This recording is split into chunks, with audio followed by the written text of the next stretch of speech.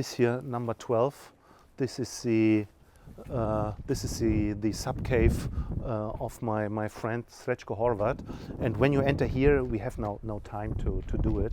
But when you enter here, then you go exactly and on a directly you can go to his project and to his sub cave, which is close to the cave of Tito, from where he organized the entire resistance and from where he founded and formulated the partisan movement. This is on the island in Vis in Croatia. So when you enter here, you come directly out in Vis in Croatia. Yeah, or maybe we should do it. No, I think we should do it. Follow me. We do it. Okay, let's go. Let's go to Srećko.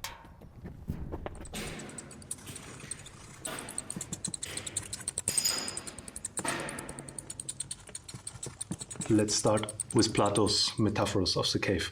I mean, as you know, it's this world-famous Metaphoros, and for Plato, it's about this, that you have these wrong images, and it's the idea that the people get unchained and go to the sun and so on. So Plato is talking about the wrong imagination and the wrong images. This is 2,500 years ago. What do you think are the wrong images today? And is Metaphoros of Plato still something what we can use for today's philosophy or for today's political philosophy? Perhaps we can start from the place itself. I mean, we are in a cave. It's not Plato's cave, but Tito's cave. It used to be called the Ghost's Cave. And we are on the island of Vis, which was called Isa during ancient Greek times. It was the first polis, which was founded in this part of the Adriatic. Later it was an autonomous polis, later it was Roman. But what brings us directly to your question and to Plato, at that time when Isa was founded, it was actually the time when Plato himself was enslaved at Syracuse. I think it's on that side of Italy, over there. And he was enslaved by the tyrant Dionysius of Syracuse, who basically founded Isa. So there is a slight possibility that maybe even Plato visited this cave, who knows, or some other caves. The Adriatic islands are full of caves. And it's not just a metaphor, I would say, you know. It's if you come to a cave, you can immediately see that a cave is a very interesting living organism, you know, which is historical, geological, but it contains also this metaphor which you mentioned, which of course is one of the basic allegories in the history of philosophy, namely that some people are in chains and behind their necks there is a fire, and what they see is shadows on the wall in front of them. And if they are enslaved from the beginning of their lives, from childhood, they would start to believe, that's Plato's point, or Socrates, that these shadows are reality. And of course, if you look today, you could see it in many realms of life, you know, speaking about the never-ending war, and in which way propaganda is being used for the manufacturing of consent, for legitimizing wars. And if you ask me what happens to those who go out of the cave and then come back to the cave in order to tell the people we have seen the real reality behind the shadows, in Plato's allegory, those people are not believed. You know, no one believes them that they saw something like that outside of the cave. And the people who are, you know, according to this metaphor, those people who get out of the cave and who are coming back with the truth, to put it like that, are definitely people like Edward Snowden, Julian Assange, who is still imprisoned in Belmarsh prison for revealing dirty war crimes. And when they came back, of course, the system did everything in order to assassinate their characters, and they did everything in order to put them to prison and to silence them. And this is basically what happens to people today who are courageous enough to get out of the cave and the shadows which are trying to convince us that capitalism and the system in which we live today is here forever and that it will stay forever. For Plato, it was a philosopher who has a duty to unchain the people.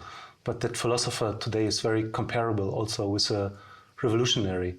And isn't this one of the contemporary problems now for the revolutionary or for activists, as you said, that the people simply don't want to get unchained. So when you consider, for instance, in the internet, those resonance rooms of Facebook, resonance rooms of opinions, of hate, and so on, then you make the experience also that the people don't want to go out, that they say, hey, surveillance, I have no problems with this because I have nothing to hide. I'm totally fine with this, how everything is working.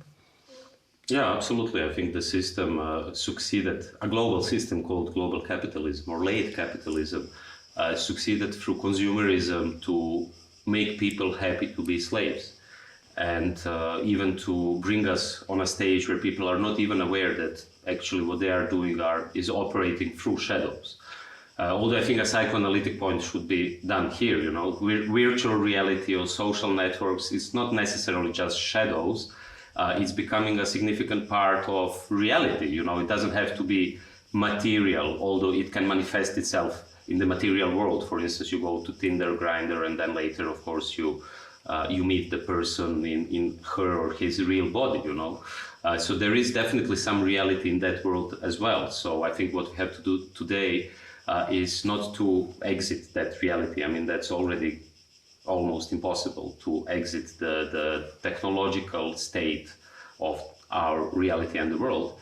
We have to understand it and we have to subvert it. But at the same time, I think we also have to enter caves like this one, like literally to get out of the digital world and to not to go back to a nature which is a romanticized nature, you know, this Emerson, Thoreau kind of idea of nature, but to build some sorts of autonomy which would be maybe a sort of real existing concrete utopia.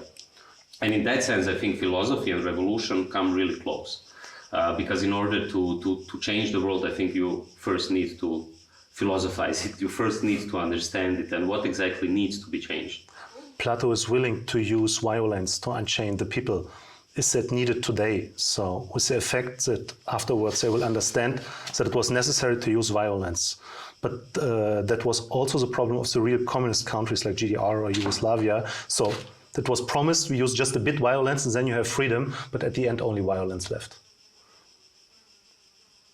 Yeah, I would say, I mean, this is of course a discussion which would bring us back to Frantz Fanon, Jean-Paul Sartre, and then also to the Rote Armee Fraktion or the Red Brigades, you know, in which way 68 and the revolution of 68, besides sexual liberation, liberation of arts, you know, the sort of avant-garde in cinema, in music, in painting,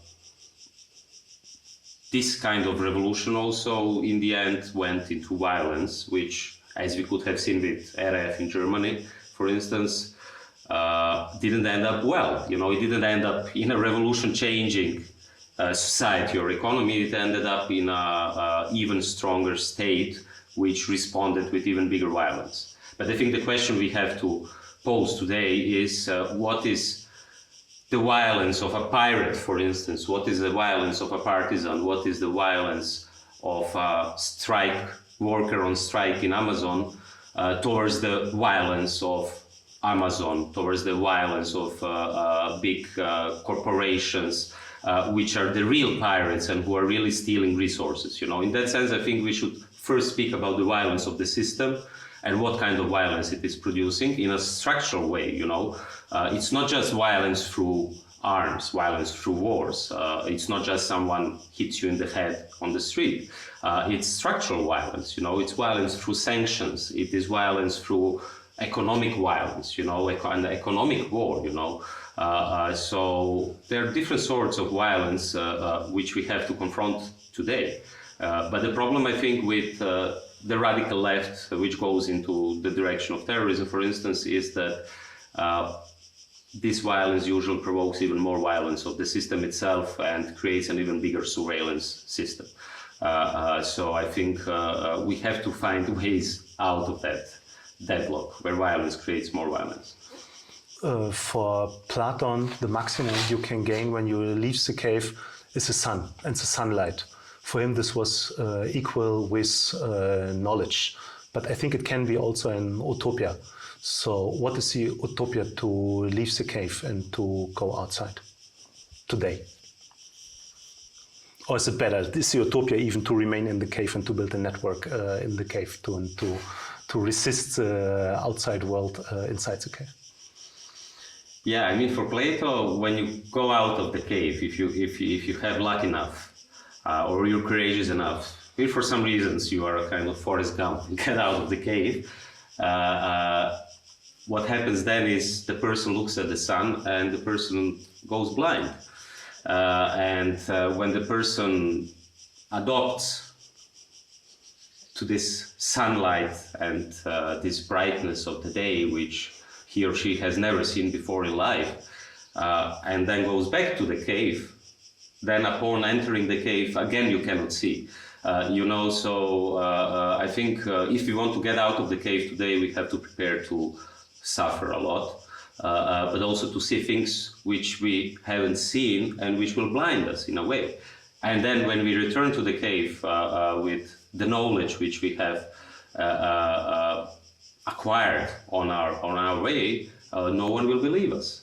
And I think that might be the destiny for people who get out of the cave, out of the cave of capitalism, out of the cave of fascism, high-tech totalitarianism, all what is actually enslaving us today. To go away from the metaphor of the cave and switch to the real cave, there is in the emancipative movements a strong connection between revolution and cave spaces. So to hide from your opponents. You mentioned the contemporary one, like Edward Snowden or Assange, who was really are locked now. Edward Snowden in Moscow in exile, Snowden long time in the embassy, then in Belmarsh, but also in the history of the revolutionary movements, the cave played an essential role, like in the Philippines in the 19th century for the anti-colonial movement, in Cuba for Che Guevara, but also here in Yugoslavia for Tito. So maybe can you tell maybe something about this, about the practical aspects of caves in political movements like in Tito Partisans movement? Yeah, I mean, since forever caves were very important for human survival. And not just for human survival, but also for a kind of social organization, if you want. So on this island where we are now, in the midst of the Adriatic, there are other caves. For instance, the Queen's Cave, Kraljičina Spilja, which can be, the usage of the cave can be traced back to the Neolithic, and even back to the hunter-gatherers. So, I mean, already the hunter-gatherers, like on Korčula, you have Vela Spilja, where they found archaeological evidence before the Neolithic, they were already using the caves. Of course, they were not revolutionaries, to go back to your question, but it shows the practical usage of a cave. And then in all those caves you have, like in the way you have geological strata and levels of, or archaeological one, like in the caves you can dig different phases of human development, from the hunter-gatherers through the agricultural revolution to newer times. Unfortunately, I don't know much about this cave, what was the use of this cave before. Its name on the island of Vis is also the Ghost's Cave, Duhova Spilja, because above there is Sveti Duh, so maybe it's connected, maybe there was a ghost here. But it acquired a very important role during the Second World War, when most of Europe was occupied either by the fascists or by the Nazis. And after the island of Vis was liberated from the fascists, and after the Nazis attempted an assassination of Tito in Drvar, 1 week later, or 10 days later after that assassination in Drvar, Tito arrived to the island of Vis at the beginning of June 1944, and he was hiding in this cave. Not all the time, of course, and the cave was completely covered because German airplanes were flying over the island, and since they didn't succeed to kill him on the mainland, they were pretty furious, and they wanted to do everything in order to kill him and also to occupy Vis, which was never occupied by the Nazis, and it was liberated from the fascists by the local population and the partisans and the allies. And this cave here is, of course, as you can see, not rather big, but it was a central spot, and another cave there for leading the partisan, the guerrilla movement. because here on Vis, through Vis, more than 30,000 refugees from all across what would become Yugoslavia were transferred to first to Bari and then to El Shat. So that was a time when refugees from Europe were finding refuge in Africa, in Egypt, and it was operated through this island. The island had an airport, so also a lot of planes from the Allies were landing on the island and helping to liberate Europe.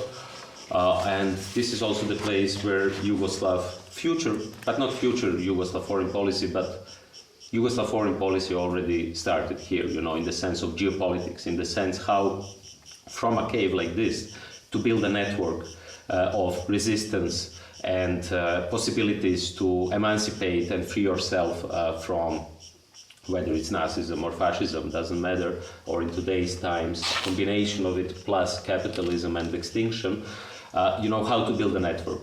This is the place, not this, but the whole island from where Tito was having talks with Winston Churchill, Fitzroy McLean, the special envoy of Winston Churchill was here together with Tito.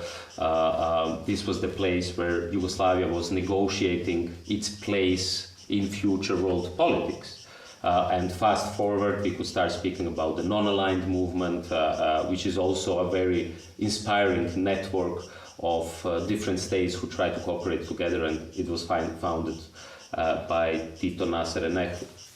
So we could go on and on about the importance of caves in building networks around the world. At that time, at the beginning, you can really perceive it as a hiding place where Tito and the partisans were hiding in order not to get killed, but at the same time, it was a headquarters for operating, strategizing, and fighting the Nazis. Okay, then let's jump from the past to the contemporary times. Not far from here, you are trying to first to build and to run a school, a philosophical school, so here on the remote island of Vis.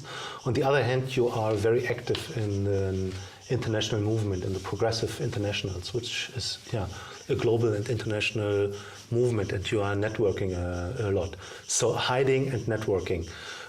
Can you say something about that dialectic and why also hiding for you is an important aspect in your theoretical and practical work? Yeah, I can hear people coming to the cave again. Maybe these are the same. These are the same. They're just sitting here. Yeah. Fuck. So basically, you cannot hide. As you can see, you can go to a cave, and the tourists will come. And I don't believe that you can really hide today. Especially if you do public work. That's the problem, maybe. Once you have this deal with Faust, this Faustian deal, that you engage in public matters, then I think it's finished. Then you cannot hide anymore. So I'm not hiding. Everything what I'm doing publicly, and I think that's the best defense. To say everything what you have to say and to do it publicly, and to speak also about organizing publicly, because maybe it might be inspiring for someone. So there is not really a dialectics. But then the reason that you do the school on a remote island where it's complicated to get, so we need first car, plane, and so on, then a boat, and then even you have to go from the harbor to the next village, from the village to the forest, from the forest to the school, and so on. So what is the thinking behind it, or it was just by chance? Thinking. I mean, maybe we come to some dialectics. It's like if I look at the other way around. For me, it's to come to Berlin. I have to take a boat, a bus to the airport, a plane from Split to somewhere, then a bus to the center of Berlin. I mean, Berlin is very far away, and any city to me as well, when I'm here.